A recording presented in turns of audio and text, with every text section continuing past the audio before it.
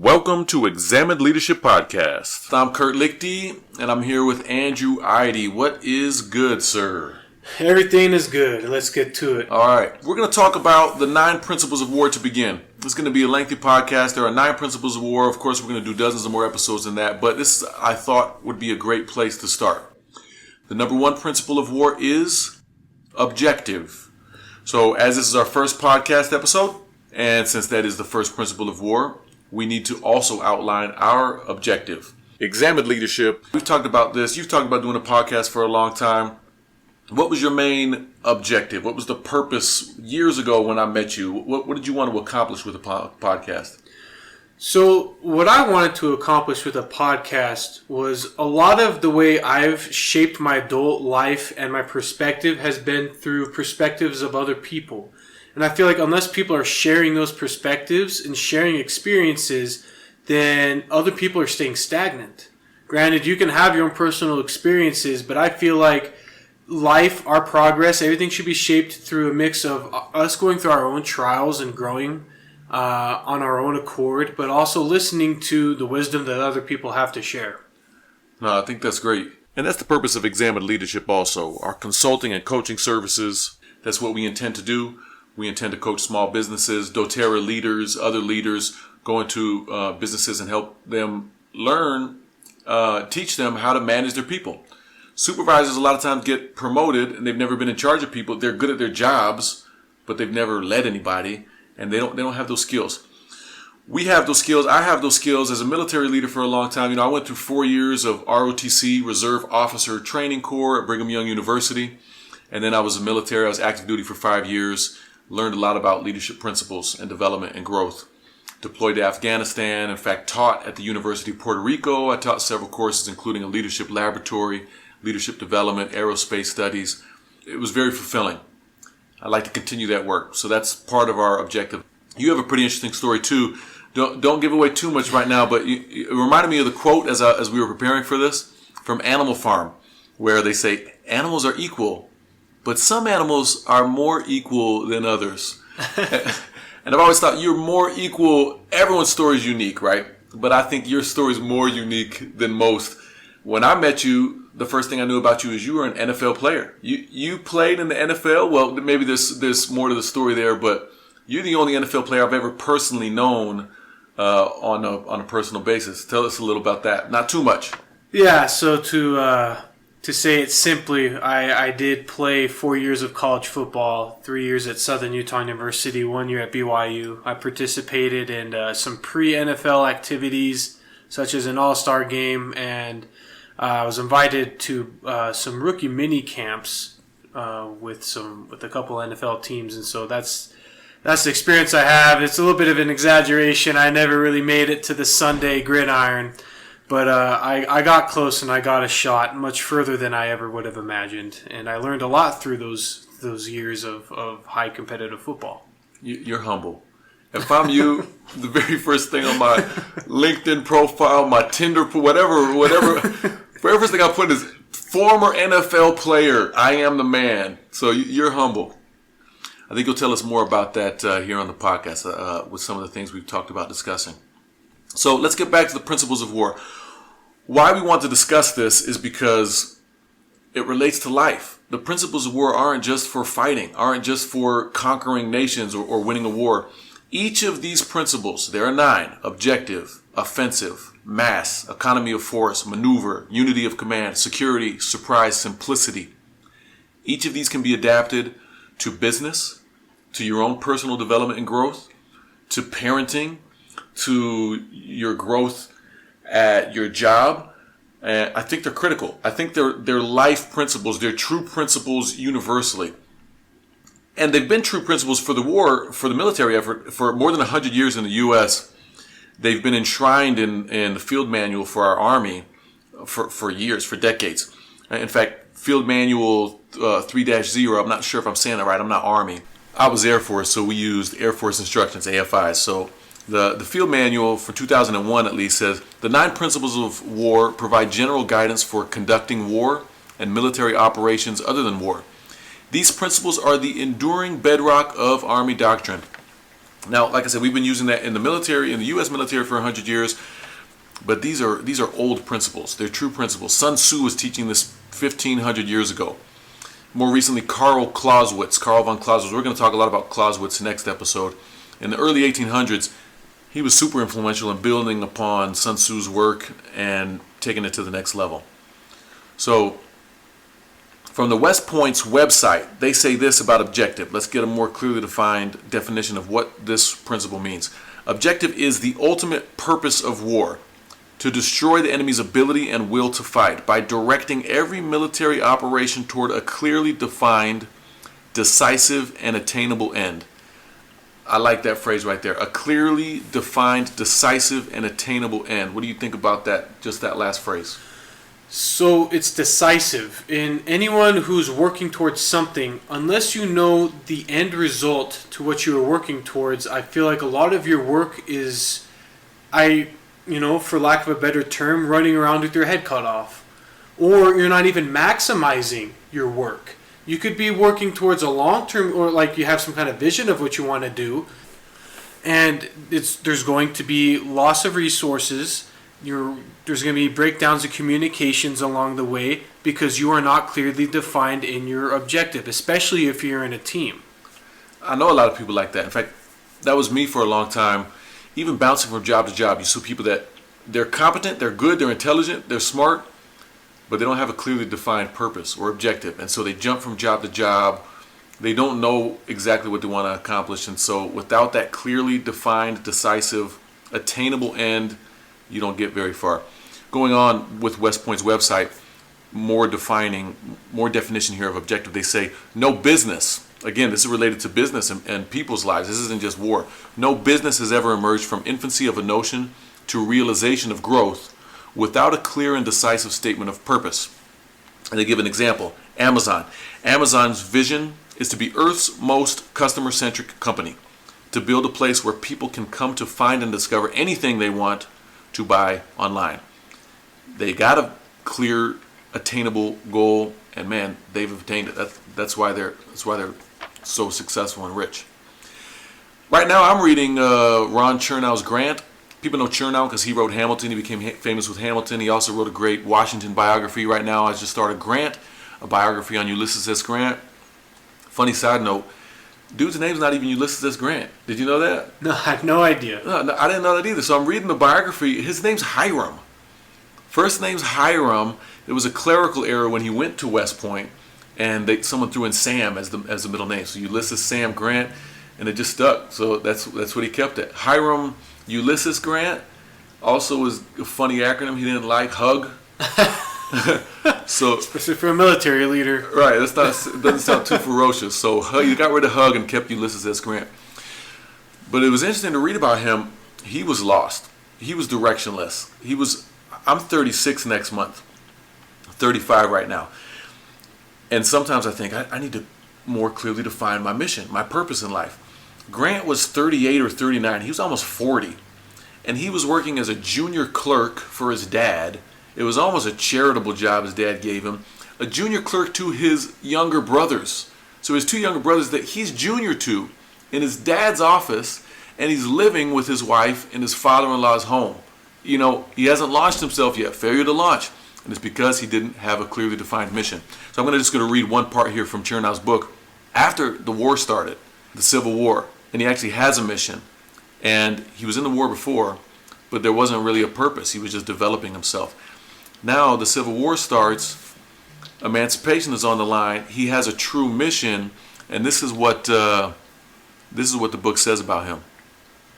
Suddenly, Grant was fired by a mission, a clear sense of purpose, something that had been lacking in the 1850s. He was now wide awake, his pulse quickened by an overriding sense of duty. Have you felt that? You know what I'm talking about? Yeah, and it's rare, but when you find it, it makes everything worth it. It really gets you going. It's passion, man. He woke up. He was wide awake. And then after the war, because of this mission, he was great. He was successful. So after the war, he's being recognized. It's probably after his death. A British historian, James Bryce, he assigned Grant to the front rank of presidents with Washington, Jefferson, and Lincoln. Frederick Douglass paired Grant with Lincoln as the two people who had done most to secure African American advances. Said he, "May we not justly say that the liberty that Mr. Lincoln declared with his pen, General Grant made effectual with his sword by his skill in leading the Union armies to victory." One more. Chernow quotes Mark Twain. So like Twain, Walt Whitman was mesmerized by Grant and grouped him with George Washington, Abraham Lincoln, and Ralph Waldo Emerson in the quartet of greatest Americans. He said, "In all Homer and Shakespeare, there is no fortune or personality really more picturesque or rapidly changing, more full of heroism, pathos, contrast than Grant." That's pretty impressive, man. That's some serious praise for somebody who was a bum until he finally had a clear purpose in life. And I think that that's important to know, and because I know you felt this feeling of, oh man, I got to get this ball rolling, I'm running out of time. It's not true at all. You can fix anything except dead, right? and I know there's all people listening to this, and I felt the same thing too. You know, life is very complicated. There's a lot of soul searching that happens along the way.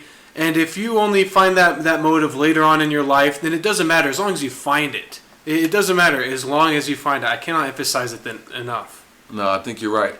So that's a pretty good introduction. You were telling me some good stories about your purpose in life, maybe even having to redefine that purpose. I think a lot of people can relate to that. Can you share a little bit of what you were telling me before? Yeah, of course. So like I was saying, I played college football for 4 years, and every single year I got a little bit better, and it got to the point where I was invited to give the next level a shot, and I went to the NFL Players Association Bowl. I was scouted all throughout my senior year of college football, and I was on the radar, and that's something I never imagined in a million years, but it really, you know, all college football players, they have this dream of you're going to go to the league. All the coaches, doesn't matter how good you are, they say you're going to go to the league. So for me, my objective was clear. It was given to me. It was placed upon me by coaches, by peers, that your objective is to win as many football games as you can. Do everything you can to win.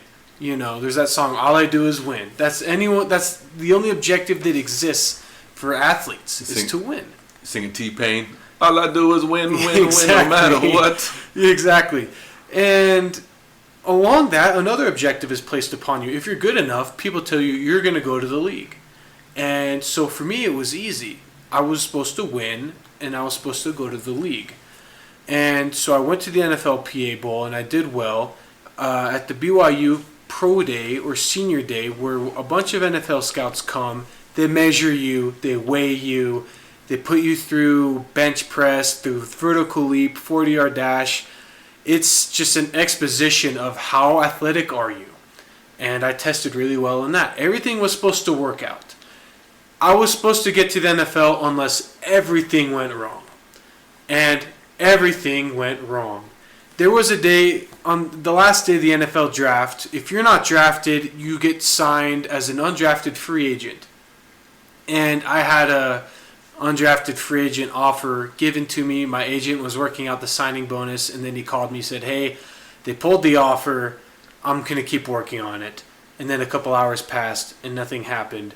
And I remember, okay, I'm going to go to the gym. I'm going to try to blow off some steam. And I remember looking at myself in the mirror saying, I don't know what's going on. I don't know where I'm working towards. That's an empty feeling. That's a terrible feeling. It's a terrible feeling. I had no momentum. I took 2 scoops of pre-workout, and I'm sitting there in a chair looking at an empty reflection saying, I can't pick up a weight right now. Because as far as I'm concerned, my dream was done. Well, that's a dark place. How long did that last? Well, I got a couple offers to try out, right? Okay. So it wasn't completely done. But a tryout is not an offer.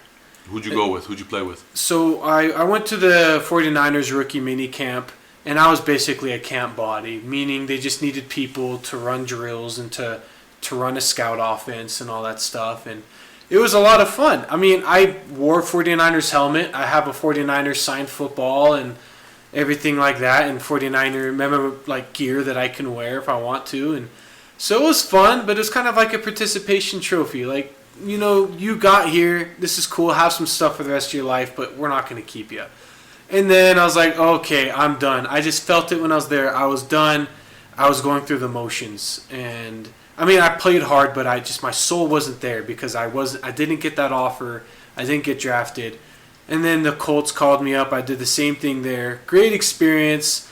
I had a legit shot, but they still didn't call me up afterwards like I thought was going to happen.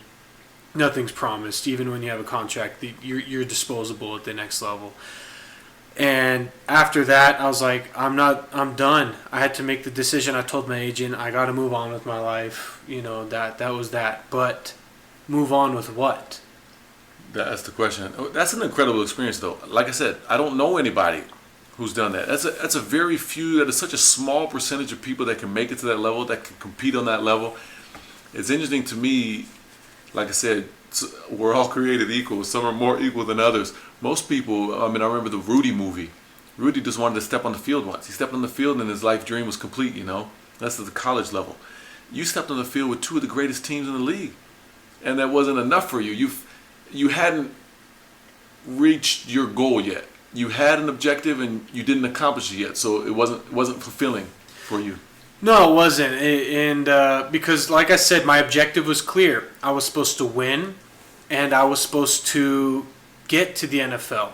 And to me, not getting the contract, not being drafted, that was a loss, and that wasn't getting to the NFL. So I failed on both of those clear objectives. Now, looking back, of course, there's other experiences go along with it, a lot of perspective, a lot of growth that it takes time to heal, and then once the retrospection clears up a little bit, I realize how amazing the whole experience was and how it shaped me. But like I said, the objective was clear and it was placed upon me, and I in my opinion, I didn't reach it because I'm still not in the NFL, but that's okay. How long had that been your mission? This was your objective for how many years? I started playing football when I was 10 years old. So your whole life, there is no other objective. This is your life's purpose.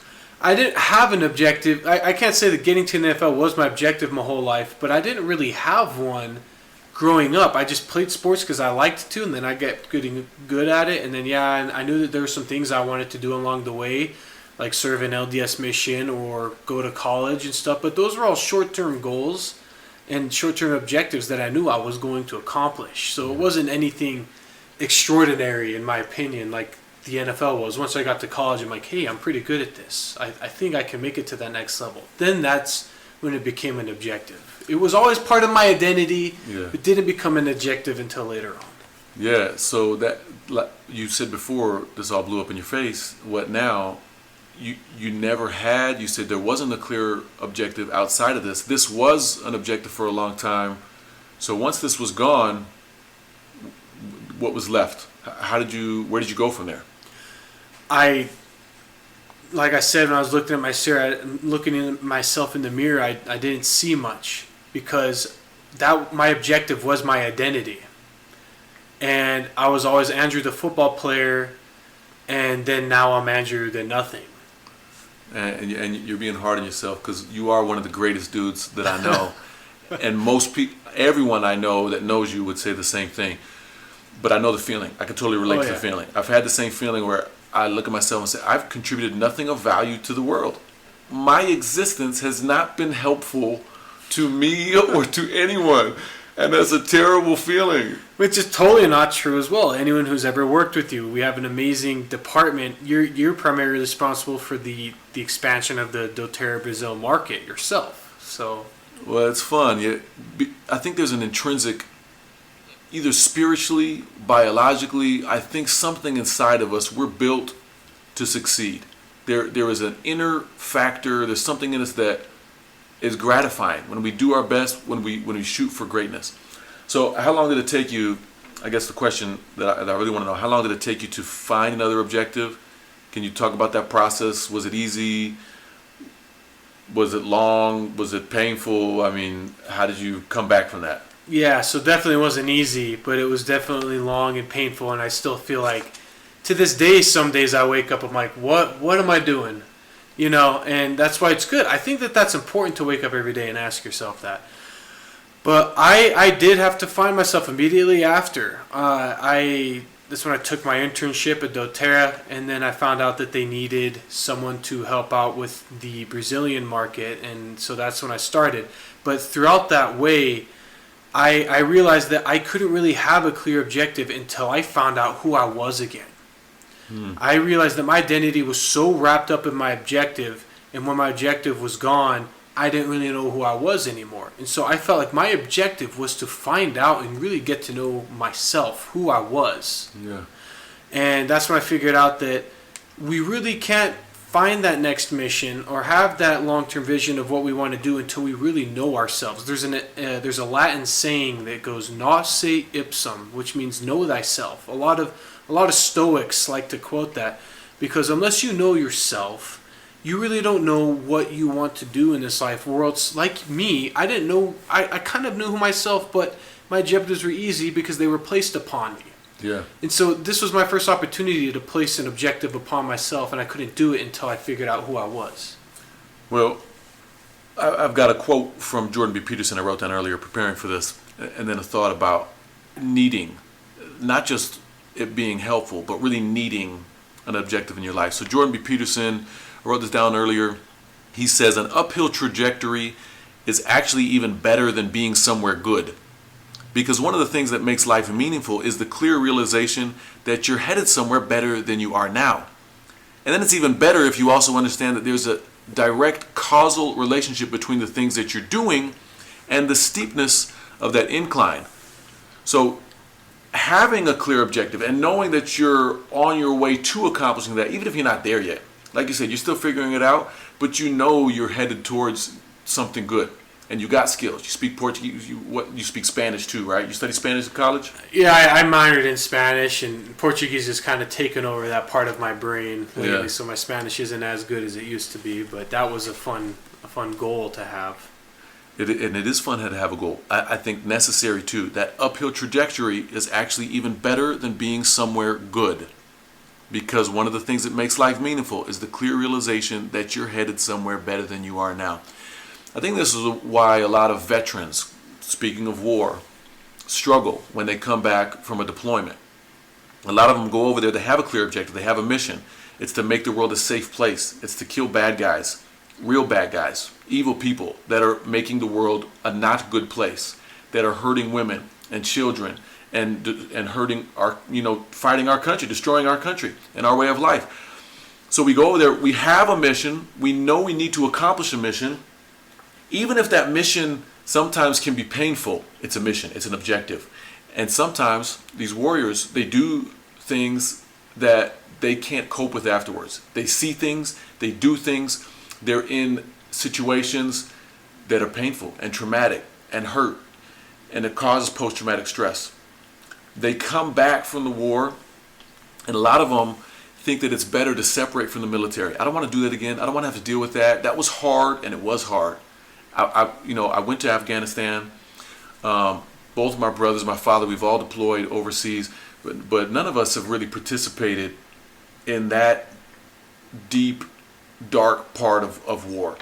And that can be a hard thing to deal with. So these people come back and they don't want to deal with it anymore. It's too hard to do it again.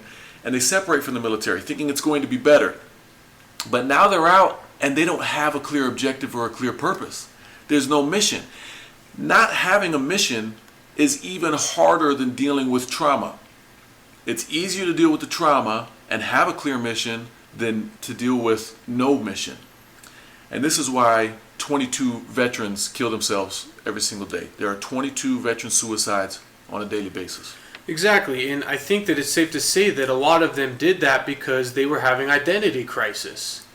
They were known as a cadet or a sergeant or someone like that had a clear objective that was placed upon them. They were given orders and they went out and they fulfilled them. And yeah, it probably caused pain. They probably did things that they had a hard time forgiving themselves, or they had to do hard things that are necessary to preserve freedom or protect other people. Yes. But when they come home, I think the identity and objective, they have to coincide. They have to come together, because an objective is driven by a sense of who you are and why you're wanting to get there. So I feel like they come home. That's kind of what I experienced, and I'm sure that's probably what you experienced when you came back.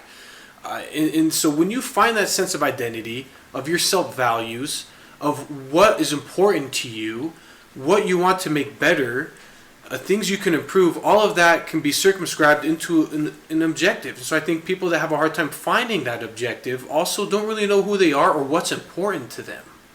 Yeah, I think you're right. It brings up a good question. When we didn't discuss this before, so I'm interested in your answer. What if your objective or purpose isn't a good one? I think there's levels of values or morals. I think there are some objectives that are better than others. So what if your objective isn't good? Like there's a movie Smallfoot. You haven't seen the movie Smallfoot? No, I haven't. Smallfoot, I think there's like these abominable snowmen or up in the Alps, there's these Bigfoot, a clan of Bigfoot, big feet. And their objective is to keep a fog going, to preserve their way of life, and to keep there's a ruse going on up there. But they're happy, they're doing that. One of the guys' objective is to wear a helmet and get himself in a huge slingshot every morning and shoot himself out at this big gong. And when he hits the gong with his helmet, it wakes up with this magical snail that crosses the sky. It's the sun. And this magical snail lights up their world. And so he has a mission, he has a purpose. And he's happy. The man's fulfilled in his purpose and his mission.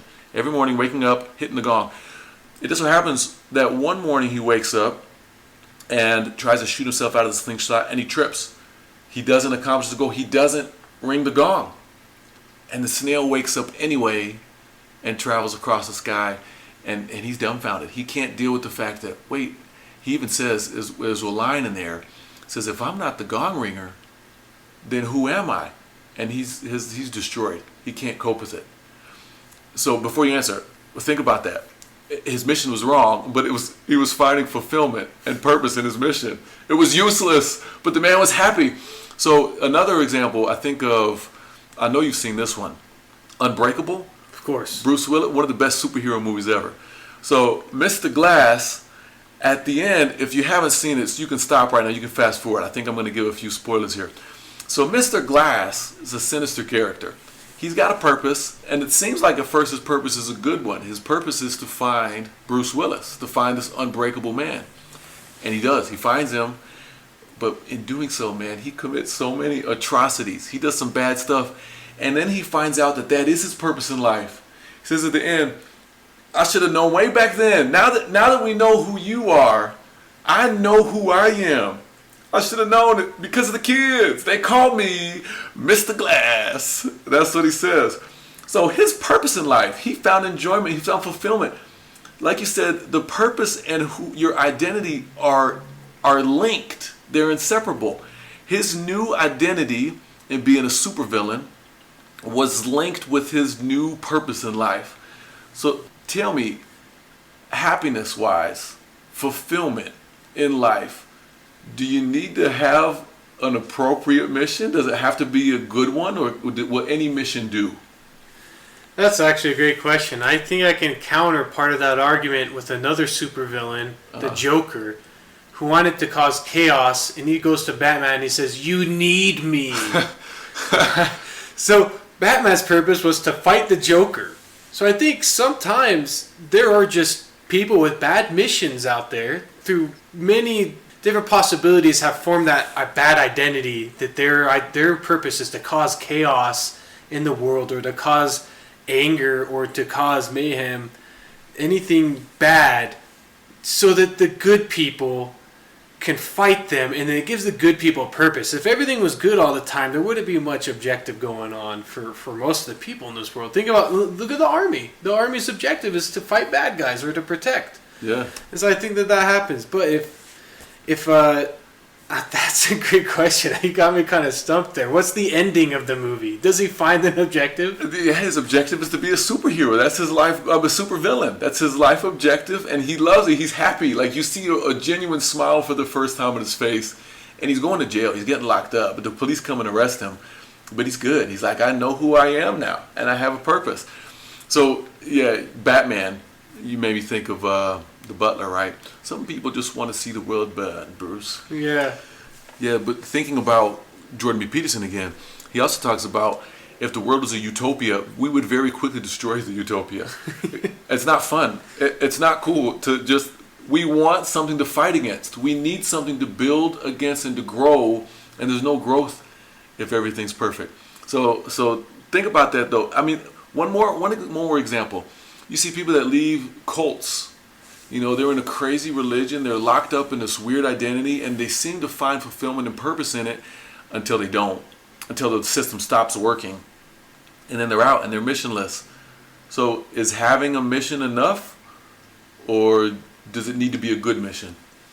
So that's a great point. I think that there's some missions that people might not think are good, but as long as you can work your way up and contribute to something better, you got to start low. I mean, going back to Jordan B. Peterson, he talked about how an effective dishwasher, it's a lowly objective that you might think. A lot of people don't want to be a dishwasher, but think about it. If we didn't have any dishwashers at any restaurants, the restaurants would shut down. There would be no more no more new silverware, plates, cups. Someone's got to be washing those. There's someone that has that objective.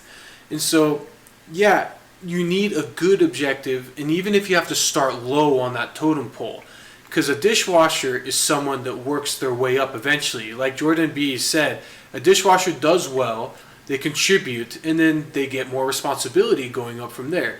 Then they might be like an order cook, a short order cook. You know, still not something that most people strive for, but that's an objective. They're starting low and they're going high. Then the order cook can start to take orders, they can start to be a manager, eventually owner.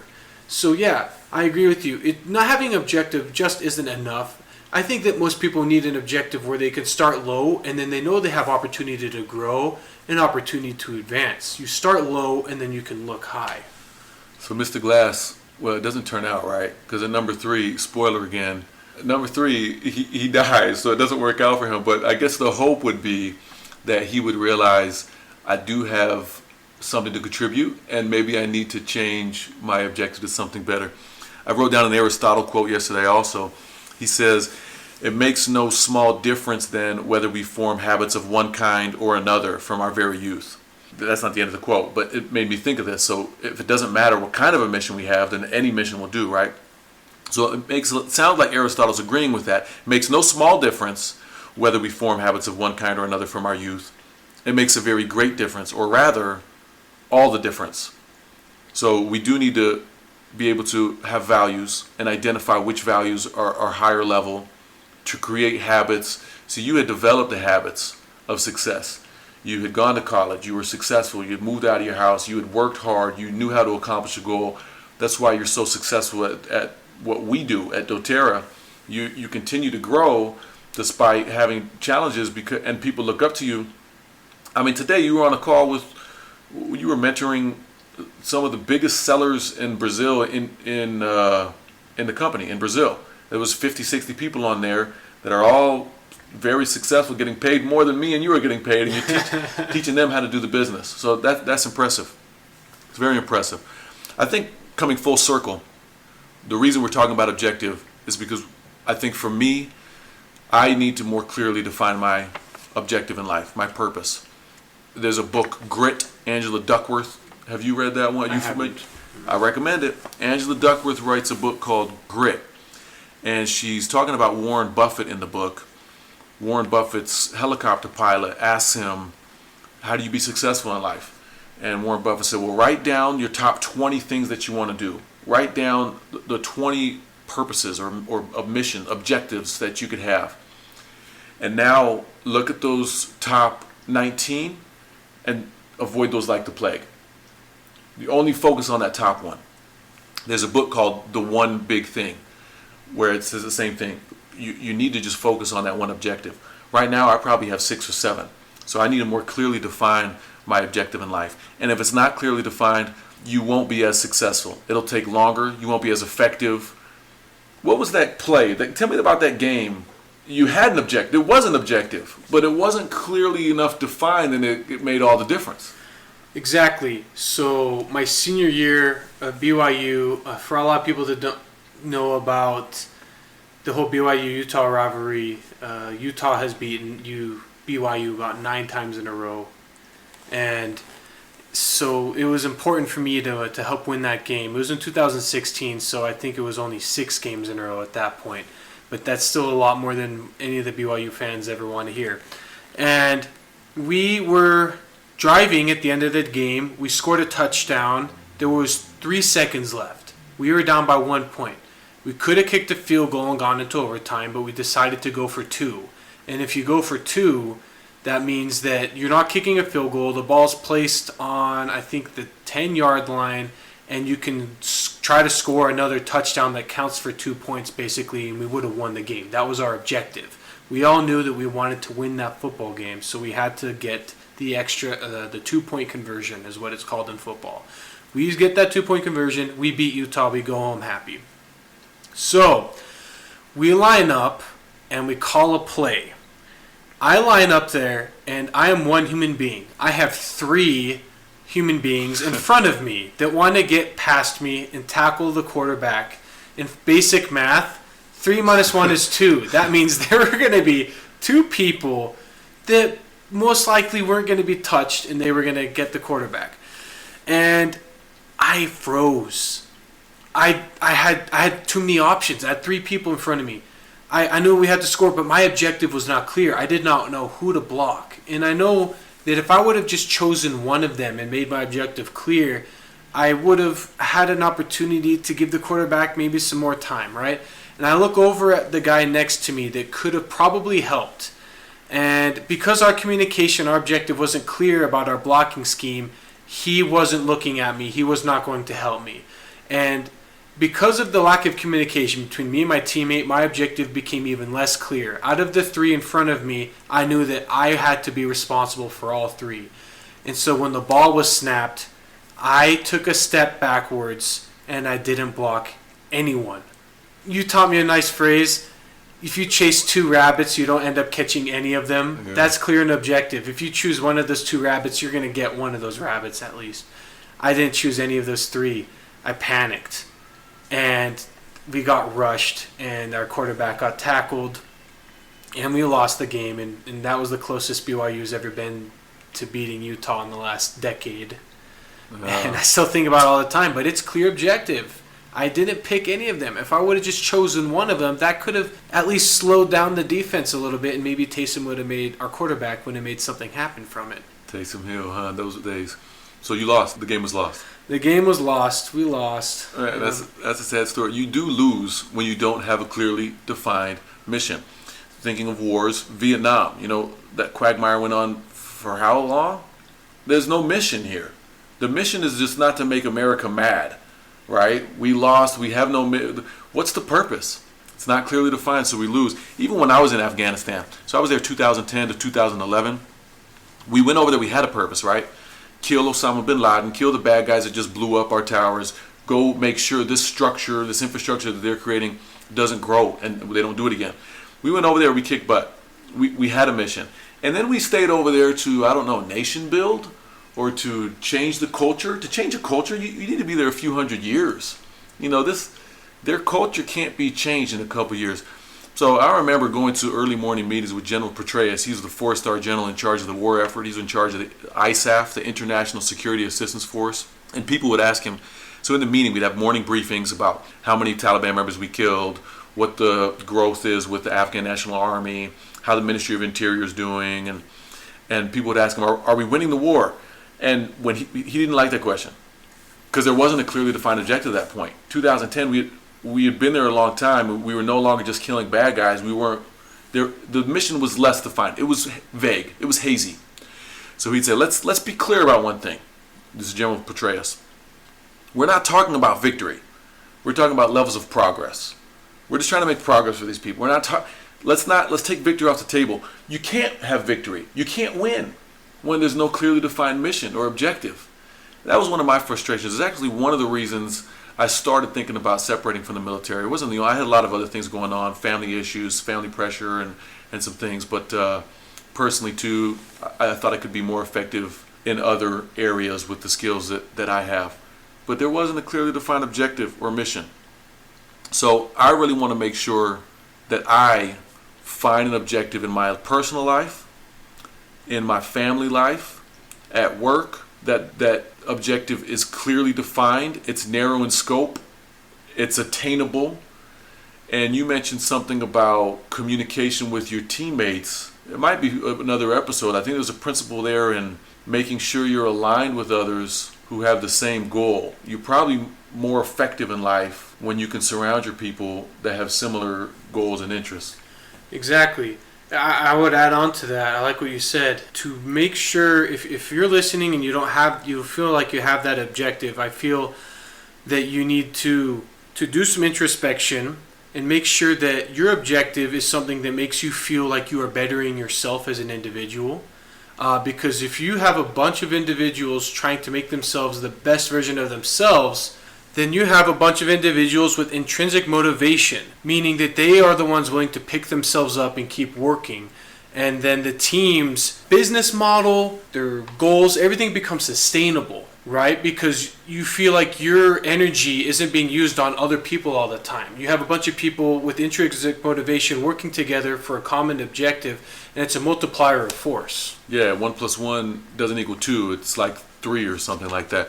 That's another principle of war. We'll get there eventually. Economy of force. For me, and I like to focus on leadership. I love to talk about leadership. I love to teach leadership. John Quincy Adams said, if your actions inspire others to be more, learn more, do more, and become more, you are a leader. It has to start with you first. So if you can inspire yourself to do that, and if you can create a group of people or surround yourself by like-minded individuals, it's going to be effective. The last quote I have that I wrote down, last thing I want to share, and then maybe you can share some final thoughts.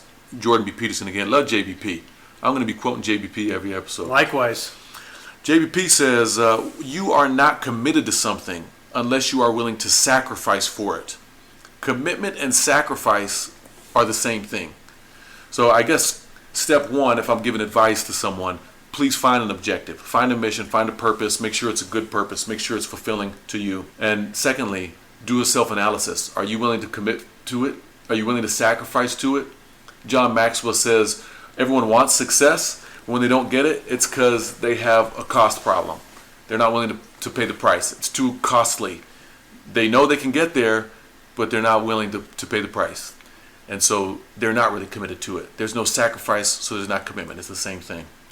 Yeah, and along with sacrifice, we don't need to think of sacrifice as, I'm going to cut off an arm and a leg to make this happen. Work itself, it's sacrifice, because you are delaying gratification for the betterment of yourselves and for the betterment of your team. Right? When you work, you're putting in hours, you're putting in resources, you're putting in effort to not be comfortable in that moment. You're working towards something in the future. So sacrifice is work. And I think that people need to know that. And then when you get to that level of work, yes, there's different levels of objective. There's how much work are you? Are you willing to do the minimum? Are you willing to do the ideal? Or are you looking to do the extraordinary amount? And a lot of that depends on communication with your teammates. So I would have to say, along with that, make sure that your objectives are in a line. If you're working with a team, that your team's objective is clear. And if your team's objective is clear, you need to divide that into smaller objectives amongst yourselves. You know, just like, the doTERRA advocates out there, one diamond means that 4 other silvers need to be doing their job as well. And a leader is someone that trains someone how to do their job so that their business model can be sustainable over time, instead of having to make all these short-term, using all of your energy and you feel dead at the end of the day. That's not sustainable. Yeah, another leadership quote, my favorite leadership quote, good leaders lead, great leaders develop other leaders. If you're a doTERRA diamond, like you said, you have to develop 4 more you. You can't do the work for these 4 people. A good leader can do the work of 10 men. A great leader enables 10 men to help do the work for him, or with him, I would say. Exactly. Well, this is inspiring. I appreciate your thoughts. This is just the first of 9 principles of war. We'll probably do multiple part episodes on a few. Then there's a million other thoughts and topics we're going to go to after. So this is Examined Leadership Podcast. Appreciate you, Andrew. Final words. My 2 keywords to wrap this up: duplicable, sustainable, and make sure it comes from within. It's something that you should be able to teach to the people around you, and it's something that should be able to be told to a 10-year-old. If you can teach a child an objective, then it's clear enough to understand. I like that. Well, thank you, and we'll see you next time. Thanks for listening.